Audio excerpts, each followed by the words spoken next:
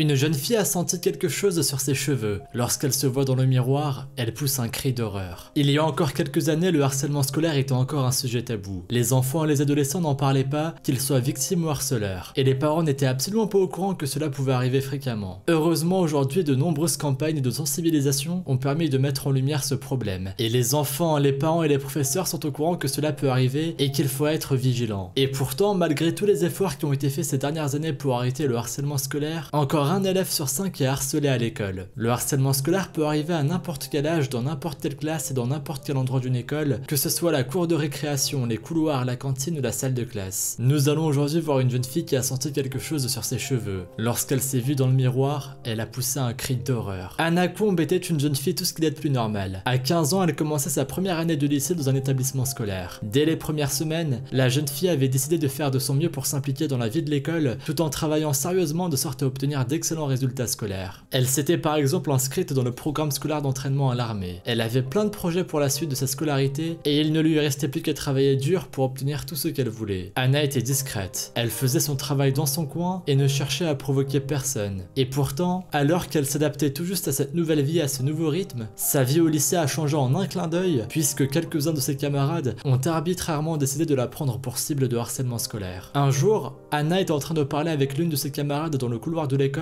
lorsqu'un garçon s'est planté derrière elle et lui a mis quelque chose dans les cheveux à l'arrière de sa tête. Anna n'a pas vu ce que c'était, mais elle a vu que le garçon tenait de la colle forte dans ses mains. Le garçon avait visiblement pensé que c'était une blague très drôle de déverser de la colle sur les cheveux de la jeune fille. Anna commença à pleurer. Elle s'est immédiatement rendue à l'infirmerie de son école. L'infirmière a aussitôt appelé ses parents puisque le règlement de l'école exigeait que les parents soient systématiquement prévenus dès que leur enfant était admis à l'infirmerie de l'école. Lorsque les parents d'Anna ont appris ce qui s'était passé, ils étaient furieux. Le docteur informa les parents que leur fils serait obligé de raser une petite partie de ses cheveux afin que la colle puisse complètement partir. La mère d'Anna était choquée d'entendre ça, mais surtout, elle était très triste pour sa fille. D'après elle, ses cheveux étaient la seule chose qu'Anna aimait chez elle-même et elle serait dévastée en apprenant qu'elle devait en enlever une partie. Et d'ailleurs, lorsque la jeune fille s'est réveillée et s'est regardée dans le miroir, elle a poussé un cri horrifié. Elle ne pouvait pas croire que cela était en train de lui arriver. Ce qui la rendait encore plus triste était de constater que lorsqu'elle se réveillerait à nouveau le lendemain matin, tout cela ne serait pas terminé.